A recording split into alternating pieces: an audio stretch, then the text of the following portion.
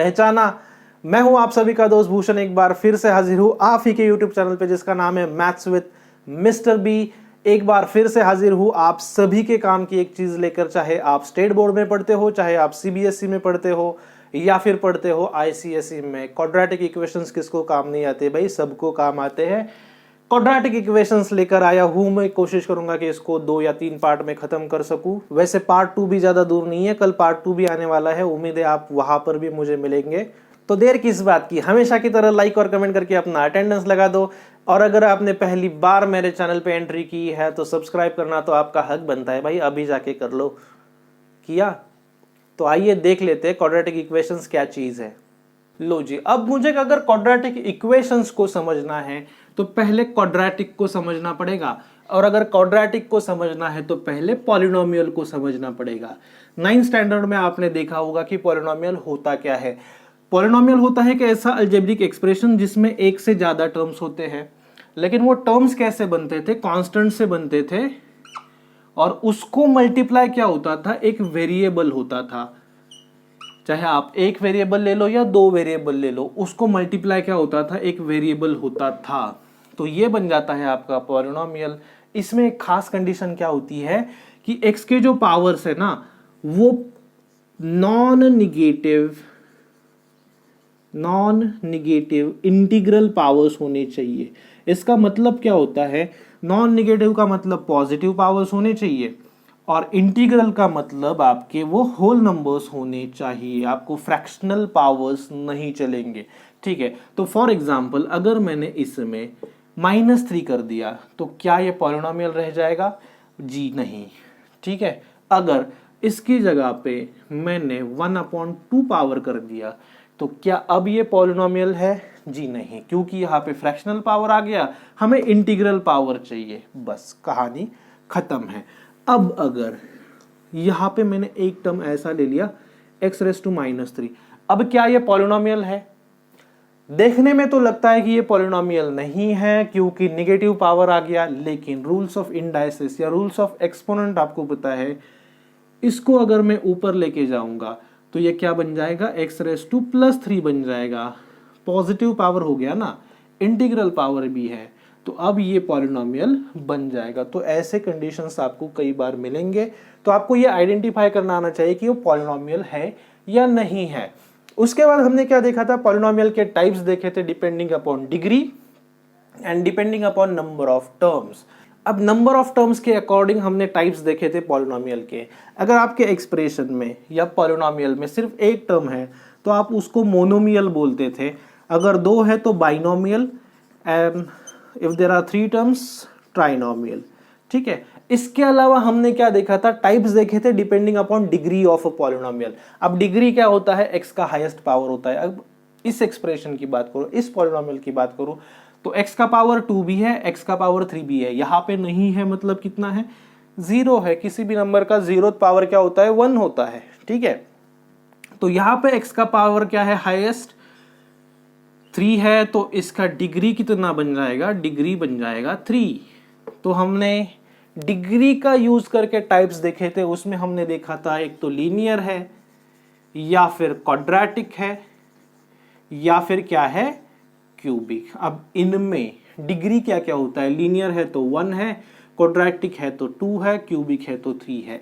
इसका अगर एग्जाम्पल देखने जाओगे तो लीनियर मतलब 3x-2 = 0।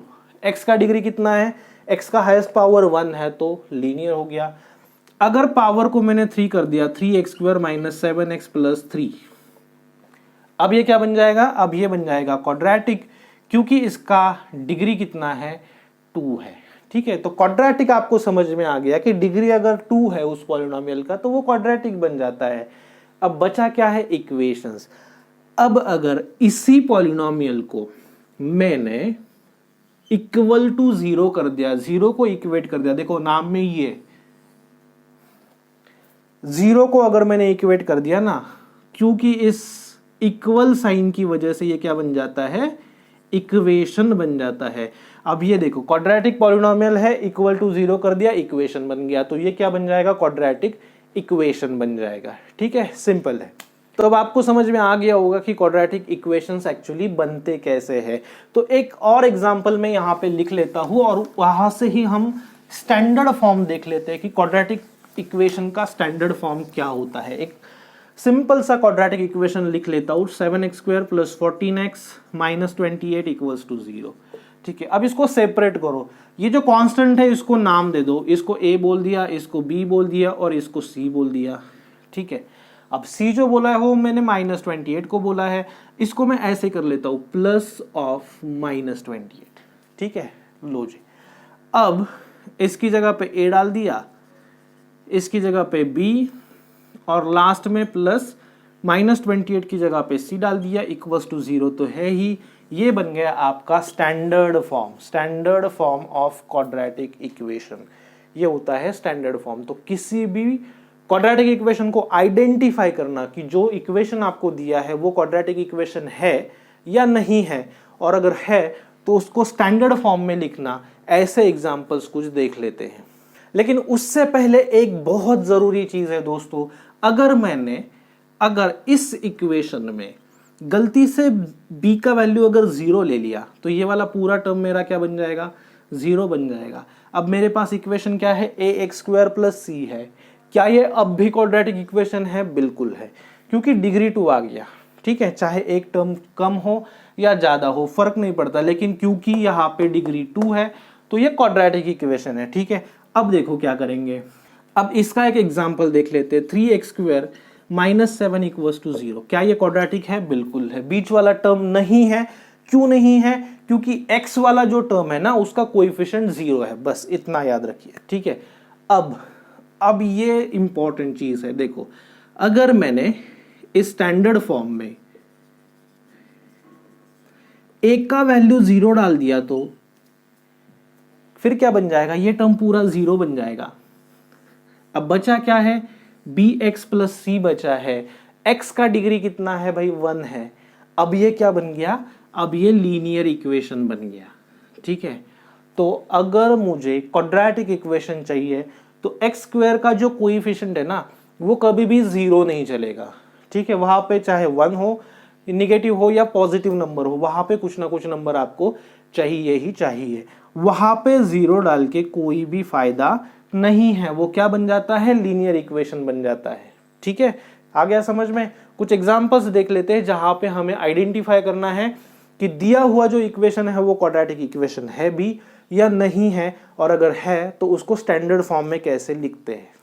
अब चलिए एग्जांपल्स देख लेते हैं जिनमें मुझे आइडेंटिफाई करना है कि ये जो इक्वेशंस दिए हैं वो क्वाड्रेटिक इक्वेशन है या नहीं है, और अगर है तो उसको स्टैंडर्ड फॉर्म में लिख के मुझे a, b और c का वैल्यू लिखना है। अब इसमें से ये एग्जांपल और ये एग्जांपल आपके प्रॉब्लम सेट 2.1 का एग्जांपल है।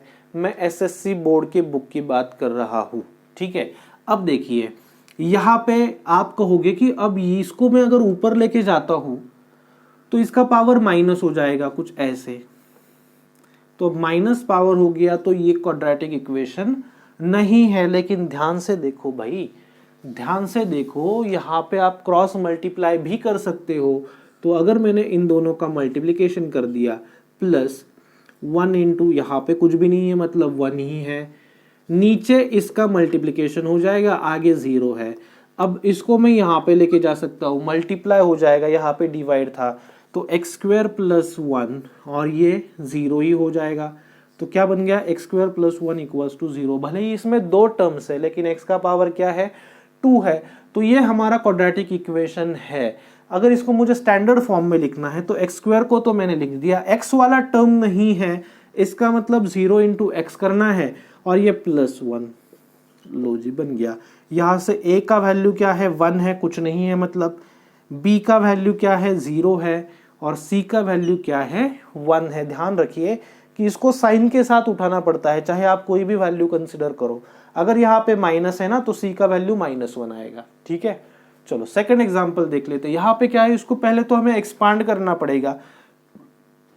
कैसे करेंगे, first term into first term, first term into second, second into first, second into second. वैसे इसको आइडेंटिटी से भी कर सकते हैं, चाहे तो आप वैसे भी कर सकते हो। पहले मुझे मिलेगा l × l, l², l × -7 मतलब -7l, फिर 2 into L twice L, plus sign है दोनों जगह पे, फिर प्लस इंटू माइनस माइनस आ जाएगा, 2 इंटू 7 14 है इक्वल्स टू 0। तो इसको अगर मैं सिंप्लीफाई करूं तो -5l माइनस 14 ऐसा मिल गया है। अब देखिए ये डिग्री 2 है और स्टैंडर्ड फॉर्म में ऑलरेडी आ चुका है, तो आपका a का वैल्यू 1 बन जाएगा, b का वैल्यू जैसे मैंने आपको बोला कि हमें साइन के साथ उठाना है तो b का वैल्यू -5 है और c का वैल्यू क्या है -14। ठीक है, बन गया। चलो इसको भी क्या करेंगे, इसको भी सिंप्लीफाई करेंगे। a minus b whole square का आइडेंटिटी आप सबको पता है, क्या होता है a square minus 2 into a into b plus b square, 1 का स्क्वायर 1 ही आता है इसलिए 1 लिख दिया, equals to twice x plus 3 है। अब लाइक टर्म्स को कलेक्ट करिए, राइट साइड को लेफ्ट साइड में लेके आओ, x square minus twice x, ये प्लस ट्वाइस एक्स यहाँ पे माइनस ट्वाइस एक्स बन जाएगा, ये +1 है और ये -3 बन जाएगा, क्योंकि प्लस था तो माइनस हो गया। अब देखिए एक्स स्क्वायर -2 कितना बन जाता है -4 बन जाता है और ये आ जाएगा -2। लो जी, आ गया आपका क्वाड्रेटिक इक्वेशन। यहां से ए बी और सी के जो वैल्यूज है वो आप मुझे कमेंट बॉक्स में बताएंगे कि क्या आते हैं। ठीक है, ये एक एग्जांपल मैंने ऐसे ही लिया है। अब इसमें क्या है देखो, भले ही आपको यहाँ पे पावर 2 नजर आता है, लेकिन ऐसे जो बड़े एक्सप्रेशंस होते हैं ना उसको आपको सिंप्लीफाई करना पड़ता है, तब जाके आपको पता चलता है कि वो क्वाड्रेटिक इक्वेशन है या नहीं है। अब यहाँ पे देखो, अगर मैंने ब्रैकेट के अंदर मल्टीप्लाई कर दिया तो -3m² बन जाएगा, माइनस इंटू प्लस -1 बन जाएगा, तो ये 3m² और -3m² कैंसिल हो जाएगा, बचेगा क्या -2m -1 इक्वल्स टू 0। अब क्या बन गया, ये लीनियर बन गया, ये क्वाड्रेटिक नहीं है। ठीक है, तो स्टैंडर्ड फॉर्म में नहीं लिख सकते क्योंकि क्वाड्रेटिक ही नहीं है। आई होप आपको स्टैंडर्ड फॉर्म और क्वाड्रेटिक इक्वेशन को आइडेंटिफाई करने वाला कंसेप्ट समझ में आ गया है। इसके बाद हम देखने वाले हैं कि क्वाड्रेटिक इक्वेशंस के रूट क्या क्या होते हैं। अब देखिए क्वाड्रेटिक इक्वेशन के रूट क्या होते हैं ये आपको समझना जरूरी है, जिसे जीरोस भी बोलते हैं या फिर सॉल्यूशंस भी बोलते हैं। आपने 9th में पॉलिनोमियल में देखा होगा कि अगर आपके पास कोई भी पॉलिनोमियल p ऑफ x है, अगर इसमें मैंने x का वैल्यू कोई नंबर डाल दिया, ठीक है, x की जगह पे कुछ भी नंबर डाल दिया और अगर वो पॉलिनोमियल 0 हो गया, तब हम बोलते थे कि a जो है वो क्या है, उस पॉलिनोमियल का 0 है और x माइनस a उस पॉलिनोमियल का फैक्टर है। x माइनस a कहाँ से बन गया, x का वैल्यू अगर a है तो इसको लेफ्ट साइड में लेके आओ, x माइनस a बन जाता है। ठीक है, तो ये होता है पॉलिनोमियल के लिए। अगर आप क्वाड्रेटिक इक्वेशंस की देखो तो बिल्कुल सेम कंसेप्ट है, कोई भी चेंज नहीं है। अगर आपके पास कोई क्वाड्रेटिक इक्वेशन है, मान लो मेरे पास ये वाला क्वाड्रेटिक इक्वेशन है, ठीक है, अब इसमें अगर मैंने x का वैल्यू 1 डाल दिया तो क्या आता है देखो, 2 1 स्क्वायर माइनस 3 इंटू 1 प्लस 1, ठीक है, इक्वल्स टू 0 रहने दीजिए। 2 1 का स्क्वायर 1 ही आता है, 3 इंटू 1 3 हो गया, प्लस 1 इक्वल्स टू 0, 2 इंटू 1 2, ये -3 प्लस 1 0, ये 2 plus 1 3 -3 equals to 0, 0 equals to 0। Equation क्या हो गया, इसे हम बोलते हैं इक्वेशन सेटिस्फाई हो गया। किस वैल्यू के लिए सेटिस्फाई हुआ है, x इक्वल्स टू 1 के लिए सेटिस्फाई हुआ है। तो x इक्वल्स टू 1 जो है वो इस क्वाड्रेटिक इक्वेशन का क्या है, रूट है, उसको आप 0 भी बोलते हो। ये जो है वो इस क्वाड्रेटिक इक्वेशन का रूट है, 0 है, सॉल्यूशन है। ठीक है, आ गया समझ में। तो रूट ऑफ क्वाड्रेटिक इक्वेशन क्या है कि x का एक ऐसा वैल्यू है जिसको इस क्वाड्रेटिक इक्वेशन में x की जगह पे डालने के बाद आपका इक्वेशन क्या होता है, सेटिस्फाई होता है, मतलब दोनों साइड सेम हो जाते हैं, उसे हम बोलते हैं रूट। ठीक है, चलिए प्रॉब्लम सेट के कुछ एग्जांपल्स देख लेते हैं। Determine whether values given against each quadratic equation are roots और नॉट। ठीक है, ये क्वाड्रेटिक इक्वेशन दिया है, ये m की वैल्यूज दी है। m क्या है, वेरिएबल है, तो पहले वैल्यू के लिए जब आप चेक करोगे, पहला वैल्यू क्या है, m इक्वल्स टू 2। इसका मतलब मुझे क्या करना है, ये जो इक्वेशन दिया है उसमें m की जगह पे 2 डाल देना है। अब लो 2 का स्क्वायर m की जगह पे 2 डाल दिया, -5 इंटू m, m की जगह पे वापस 2 इक्वल्स टू 0। अब इसको सॉल्व करिए, 2 का स्क्वायर 4 आता है, 4 को 2 से मल्टीप्लाई करेंगे तो 8 बन जाएगा, 5 इंटू 2 10 बन जाएगा, इक्वल्स टू 0 है। यहाँ पे 8 माइनस 10 क्या आना चाहिए आपका, -2 आना चाहिए, 0। अब -2 और 0 कभी इक्वल होते हैं क्या, बिल्कुल नहीं, ये क्या आ गया, फॉल्स आ गया। इसका मतलब m equals to 2 is not a solution, not a solution. ठीक है, बिल्कुल सिंपल है। सेकंड, अगर आप देखो कि मुझे m की जगह पे क्या डालना है, 5/2 डालना है, देखो मैंने डाल दिया 5/2 का square minus 5 into 5/2 equals to 0 है। तो यहाँ पे देखो 2 एज इट इज है, 5 का स्क्वायर 25 है, 2 का स्क्वायर मैंने डाल दिया 4 minus 5 into 5 25 upon 2 equals to 0। अब इसको डिवाइड कर लेते हैं, 2 2 जा 4, क्या बन जाएगा, 25 upon 2 minus 25 upon 2, same number minus same number, 0 आता है। अब ये क्या हो गया, सेटिस्फाई हो गया ना। तो इसका मतलब क्या है कि 5/2 is x equals to 5/2 is solution of given quadratic equation. ठीक है, एक एग्जांपल आई थिंक काफी है। अब आपको ये प्रोसेस समझ में आ गया होगा। जल्दी से और एक एग्जांपल देख लेते हैं जहां पे हमें सॉल्यूशंस दिया है और अननोन क्वांटिटीज फाइंड करनी है। अब ये प्रॉब्लम सेट का 6th एग्जांपल मैंने लिया है। इसको अगर आपने अच्छे से समझ लिया ना तो क्वेश्चन नंबर 5 आपको आराम से आ जाएगा। दोनों बिल्कुल सेम है। यहाँ पे क्या है, क्वाड्रेटिक इक्वेशन दिया है लेकिन उसमें k दिया है, उसके साथ साथ उन्होंने दिया है कि इसका जो एक रूट है ना वो क्या है, -7/5 है। तो मुझे k का वैल्यू निकालना है। अब देखो रूट अगर डायरेक्टली दिया है, इसका मतलब जब मैं ये वैल्यू इसमें m की जगह पे, चाहे x हो y हो, कोई भी वेरिएबल हो, उसकी जगह पे अगर मैं डालूंगा तो दोनों साइड क्या होते हैं, सेटिस्फाई होते हैं। तो मैंने -7/5 ना m की जगह पे डाल दिया, ठीक है, -7/5 प्लस k इक्वल्स टू 0। ठीक है, अब देखिए 5 -7 का स्क्वायर क्या आता है, +49 आता है। किसी भी निगेटिव नंबर का स्क्वायर पॉजिटिव ही आता है। 5 का स्क्वायर है 25। अब देखिए प्लस इंटू माइनस माइनस हो गया, 7 into 2 14 divided by 5 plus k equals to 0। अब इसको ना डिवाइड कर लीजिए।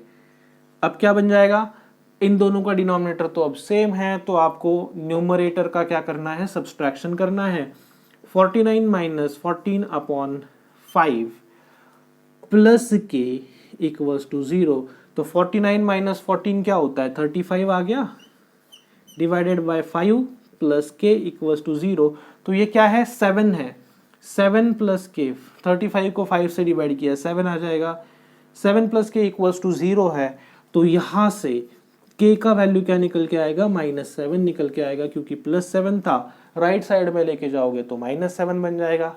लो जी, आ गया आपका k का वैल्यू। बहुत सिंपल है। सेम आपको 5th क्वेश्चन होमवर्क में करना है, प्रॉब्लम सेट 2.1 का। ठीक है, अब देखिए अब तक तो हमें रूट्स ऑलरेडी दिए थे, हम चेक कर रहे थे कि वो रूट है कि नहीं है, x की जगह पर वैल्यू डाल के। अब एक्चुअल में सिर्फ हमारे पास क्वाड्रेटिक इक्वेशन है और हमें उसके जीरोस निकालने हैं। तो क्या करेंगे, 3 मेथड्स है, जिसका फर्स्ट मेथड जो है फैक्टराइजेशन, बहुत बड़े काम की चीज है, इसको आज हम डिस्कस करने वाले हैं। बाकी के जो दोनों मेथड्स है, कंप्लीट स्क्वायर और क्वाड्रेटिक फॉर्मूला, वो हम नेक्स्ट वीडियो में डिस्कस करने वाले हैं।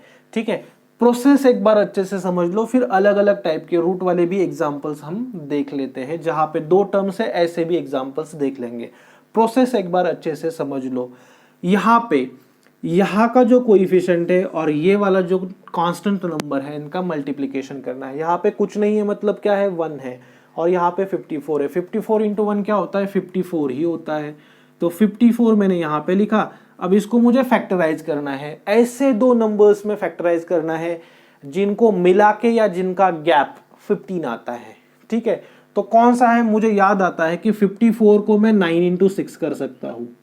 ठीक है, तो अब मुझे देखना क्या है, देखो कि मुझे 9 और 6 का प्रोडक्ट 54 आना चाहिए, लेकिन 9 और 6 का एडिशन या सब्सट्रैक्शन -15 आना चाहिए।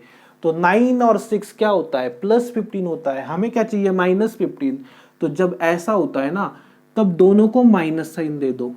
ठीक है, अब देखिए -9 -6 -15 और -9 -6, 9 into 6 54, minus into minus plus, लो जी बन गया, दोनों सेटिस्फाई हो गए। अब क्या करना है, फर्स्ट टर्म को एज इट इज लिखिए, ये जो बीच वाला टर्म है ना उसको डिवाइड करके ऐसे लिखिए, तो -9x - 6x plus 54 equals to 0। देखो first term last term as it is मैंने लिखा है, बाकी मिडल वाले जो टर्म है उसको मैंने ऐसे स्प्लिट करके लिखा है, ठीक है। अब अगर जिसको डायरेक्ट कॉमन लेना आता है वो डायरेक्टली कॉमन ले सकता है, जिसको डायरेक्टली कॉमन नहीं लेना आता वो क्या करेगा, एक स्टेप और करेगा, यहाँ पे -6x प्लस 54 को इसके टर्म्स में स्प्लिट करेगा, कैसे, 6 इंटू 9 कर दो, ठीक है। लो जी, अब आपको क्या करना है, पहले 2 को कलेक्ट करो, लास्ट वाले 2 को कलेक्ट करिए। अब इसमें से सेम चीज क्या है, सिर्फ x है, यहाँ का x, एक x बाहर निकल के आ गया तो यहाँ पे x बचेगा, -9 यहाँ पे है, ठीक है, यहां से x बाहर आ चुका है। इन दोनों में सेम क्या है, 6 सेम है। अब ऐसे वाले केसेस जहां पे तीसरे टर्म को नेगेटिव साइन होता है ना, वहां पे माइनस साइन भी कॉमन ले लो, उसके साथ साथ क्या आएगा, ये 6 ये भी बाहर आ जाएगा, ठीक है। अब क्योंकि मैंने माइनस साइन बाहर लिया है तो ये टर्म जो माइनस था वो प्लस बन गया, उसके साथ साथ क्या लिखा है, जो चीज बची है ना सिर्फ वही लिखी है, ठीक है। और क्योंकि माइनस साइन कॉमन लिया है तो ये जो प्लस था ना अब ये माइनस बन जाएगा, 6 ऑलरेडी बाहर आ चुका है, बचा क्या है, सिर्फ 9 बचा है, इक्वल्स टू 0। अब यहाँ पे एक ट्रिक क्या है, देखो पहली बार अगर आपने सही किया ना, यहां से x कॉमन लिया, यहाँ पे x -9 बचेगा। अब ये जो ब्रैकेट है ना, ये सेम ब्रैकेट यहाँ पे आना चाहिए, ठीक है। तो अब क्या बन जाएगा, ये जो सेम ब्रैकेट है उसको मैंने एक बार लिखा, मतलब कॉमन ही लिया है, और बाकी बचा हुआ जो कुछ भी है वो एक ब्रैकेट में लिख दिया, x -6 इक्वल्स टू क्या है, 0। इसका सीधा सीधा मतलब क्या है, देखो इन दो ब्रैकेट का मल्टीप्लिकेशन 0 है। अब ऐसा कब होता है, एक तो एक देखो, दो नंबर का मल्टीप्लिकेशन 0 कब आता है, दोनों में से कोई एक 0 होगा तब, या फिर दोनों ही 0 होंगे तब। सेम यहां पे कर दो, एक तो -9 x -9 0 होना चाहिए, या फिर x -6 0 होना चाहिए, या दोनों 0 होने चाहिए, ठीक है। अब यहां से -9 को पहुंचा दो राइट साइड में, ये x इक्वल्स टू 9 बन जाएगा, और यहां से x इक्वल्स टू 6 बन जाएगा। लो जी, आ गए आपके दो रूट्स। देखो सिंपल है, अगर आपके इक्वेशन का डिग्री 2 है तो आपको दो रूट्स मिलेंगे, एक है डिग्री तो एक रूट मिलेगा, 3 है तो 3 रूट्स मिलने चाहिए। यहाँ पे हमें 2 रूट्स मिलने चाहिए जो हमें मिल गए हैं। आई होप फैक्टराइजेशन का जो मेथड है वो अब तक आपको क्लियर हो गया होगा। अब जल्दी से ये 2 क्वेश्चंस देख लेते हैं, इसके बाद एक रूट वाला एग्जाम्पल भी हमें करना है। यहाँ पे क्या है, स्टैंडर्ड फॉर्म में नहीं लग रहा, तो सबसे पहला काम ये करेंगे कि इसको स्टैंडर्ड फॉर्म में ले लो। तो राइट वाले टर्म्स को मैंने लेफ्ट साइड में लिया है। अब क्या बोला था, अब इन दोनों का मल्टीप्लिकेशन कर दो। 15 इंटू 5 क्या होता है, 75 होता है, लेकिन यहाँ पे प्लस है यहाँ पे माइनस है, तो वो भी लेना पड़ेगा, प्लस इंटू माइनस माइनस, ठीक है। लो जी, अब मुझे क्या करना है, 75 को फैक्टराइज करना है। 75 का फैक्टराइजेशन कैसे होता है, 75 का एक तो होता है 15 इंटू 5, ठीक है, दूसरा होता है 25 इंटू 3। अब इनमें से किसके बीच में गैप या फिर एडिशन 22 आता है, 15 प्लस 5 20 होता है, लेकिन 25 माइनस 3 22 होता है, तो मुझे ये लेना है।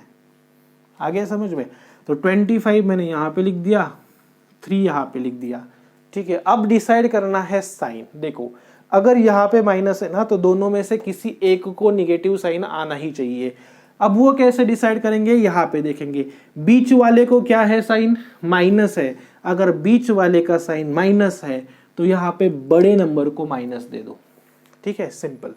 क्योंकि माइनस था तो दोनों में से एक निगेटिव आना चाहिए। किसको देना है, बीच वाला। देखो बीच वाले का साइन माइनस था तो बड़े वाले को माइनस दे दिया, बस खत्म। अब क्या करना है, बीच वाले टर्म को इन दोनों के टर्म्स में लिखना है, -25m plus 3m minus 15 equals to 0। ठीक है,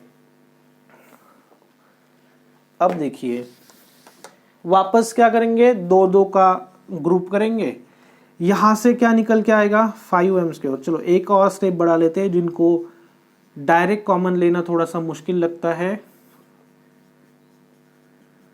ठीक है, स्प्लिट करते वक्त इसके टर्म्स में किया है, इसको स्प्लिट करते वक्त ये आना चाहिए। ठीक है, अब यहां से देखो 5 और m² और m में से एक m बाहर निकलेगा, यहां से एक m बाहर निकल चुका है तो एक m बचेगा। 5 और m ऑलरेडी बाहर निकल चुके हैं तो क्या बचा, 5 बचा। ठीक है, यहां से 3 निकलेगा, क्योंकि तीसरे टर्म को प्लस साइन है इसलिए मैंने यहां पे प्लस लिया है।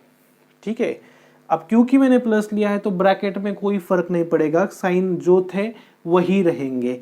3 ऑलरेडी बाहर आ चुका है, यहाँ पे m बचा है, यहाँ से 3 निकल चुका है तो क्या बचा है, -5 बचा है। ठीक है, लो जी ब्रैकेट सेम आ गया।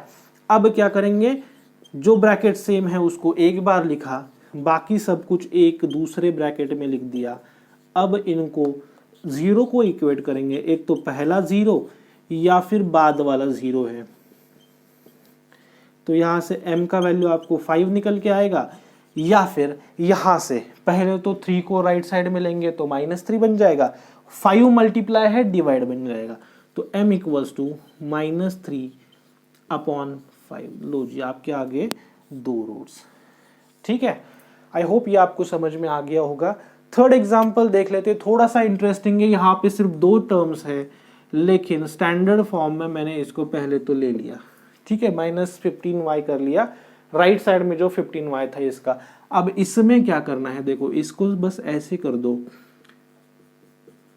लो जी, इसको फैक्टराइज करने की जरूरत नहीं है, इसको ऐसे ही ले सकते हैं। अब यहां से देखो 3 और एक y निकल के आ जाएगा, ब्रैकेट में y बचेगा, -3 और y ऑलरेडी निकल चुका है बाहर, तो यहां पे सिर्फ 5 बचा है। अब क्या हो गया, लो जी, इन दोनों का, ये वाला टर्म और ये वाला टर्म, दोनों का मल्टीप्लिकेशन 0 है, तो दोनों में से कोई एक या दोनों 0 होने चाहिए वापस वैसे ही। तो y 3y का वैल्यू 0 है तो y का वैल्यू 0 ही आएगा भाई, ये 3 डिवाइड हो जाएगा, 0 को किसी भी चीज से डिवाइड कर लो 0 ही आता है, ये भी 0 है तो y इक्वल्स टू आपका 5 आ जाएगा। तो 2 रूट्स आपके मिल गए, एक तो y 0 होना चाहिए या फिर y होना चाहिए आपका 5। फटाफट से एक रूट वाला एग्जांपल देख लेते हैं, फिर आपके लिए होमवर्क में 2 क्वेश्चंस है। अब ये रूट वाला एक क्वेश्चन देख लेते हैं, बहुत ही इंटरेस्टिंग चीज है। देखो पहले तो मुझे इन दोनों का करना है मल्टीप्लिकेशन, तो 5√2 इंटू ये वाला √2। अब √2 और √2 मिला के क्या बनता है, अगर मल्टीप्लिकेशन है तो 2 बनता है, तो मतलब 10 बन गया। √2 इंटू √2 क्या बन जाता है, 2 बन जाता है, रूट साइड निकल जाता है। तो अब मुझे 10 को फैक्टराइज करना है, कैसे फैक्टराइज करना है, 7 आना चाहिए, तो सिंपल है भाई, 5 इंटू 2 कर दो। ठीक है, अब देखो कंडीशन सेटिस्फाई होते हैं कि नहीं, 5 इंटू 2 10 आ गया, 5 + 2 7 आ गया, बस हो गया। प्लस साइन है तो कोई इश्यू नहीं है, √2x², 7x को मैंने 5x + 2x लिख दिया। ठीक है, अब देखो भाई यहां पे थोड़ा सा मुश्किल है, अगर मुझे इसमें से कुछ कॉमन लेना है, ये थोड़ा सा मुश्किल लगेगा। यहाँ पे √2 है, यहाँ पे 5 है, सिंपल है ना भाई, इसको उल्टा कर दो, 2 वाला टर्म पहले लिख दिया, 5 वाला टर्म मैंने बाद में लिख दिया। ठीक है, देखो यही आपको करना है, आपको फर्स्ट और लास्ट टर्म देख के समझ में आ जाता है कि आपको इनमें से कौन सा पहले लेना है, कौन सा बाद में लेना है। ठीक है, फिर भी भाई यहाँ पे √2 है, यहाँ पे 2 है, कॉमन कैसे लेंगे, मुश्किल है ना, बिल्कुल भी नहीं। √2x² है, 2 को मैंने जैसे यहाँ पे √2 इंटू √2 का 2 किया था, अब 2 का √2 इंटू √2 कर दो, तो 2 का मैंने √2 इंटू √2 कर दिया। यहां से तो कोई बात नहीं है, यहां से 5 तो निकल ही जाएगा। ठीक है, तो इन दोनों में से देखो और इन दोनों में से देखो, यहाँ पे √2x कॉमन निकलेगा, यहाँ पे x बचेगा। अब ये ऐसे कट मत करना एग्जाम में, यहाँ पे x बचेगा प्लस यहाँ पे √2 बचेगा, प्लस यहाँ से क्या निकलेगा, यहाँ पे प्लस है तो प्लस आएगा, दोनों में से 5 निकलेगा, तो ब्रैकेट में क्या बचना चाहिए, x + √2 बचना चाहिए। ठीक है, लो जी आ गया। जो ब्रैकेट सेम आया है उसको एक बार लिखा, बाकी बचा हुआ सब कुछ दूसरे ब्रैकेट में, तो √2x + 5 = 0। अब एक तो ये वाला 0 है या फिर ये वाला 0 है। अगर ये वाला 0 है तो +√2 को राइट साइड में भेज दो, -√2 हो जाएगा। अगर ये 0 है तो पहले ये जाएगा, मतलब √2x = -5 हो जाएगा। फिर √2 क्या है, मल्टीप्लाई है, तो x = -5/√2। जी, बन गया आपका सेकंड सॉल्यूशन। ये था आपका फर्स्ट सॉल्यूशन। अब ये 2 क्वेश्चंस आज मैंने आपको होमवर्क में दिए हैं, आपको इन दोनों क्वेश्चंस को सॉल्व करके कमेंट बॉक्स में मुझे आंसर बताना है। और याद रखिए कि इस वीडियो का जो पार्ट 2 है वो मैं कल ही आपके लिए लेकर आने वाला हूँ। उसमें आगे के जो 2 मेथड्स है रूट फाइंड करने के, एक तो है कंप्लीटिंग स्क्वायर मेथड और दूसरा है क्वाड्रेटिक फॉर्मूला। ये 2 मेथड्स हम देखने वाले हैं, उसके साथ साथ नेचर ऑफ रूट्स भी हम देखने वाले हैं। तो कल की वीडियो देखना बिल्कुल भी मत भूलिए। और अगर ये वीडियो आपको पसंद आया तो लाइक करिए, शेयर करिए एंड थैंक्स फॉर वॉचिंग।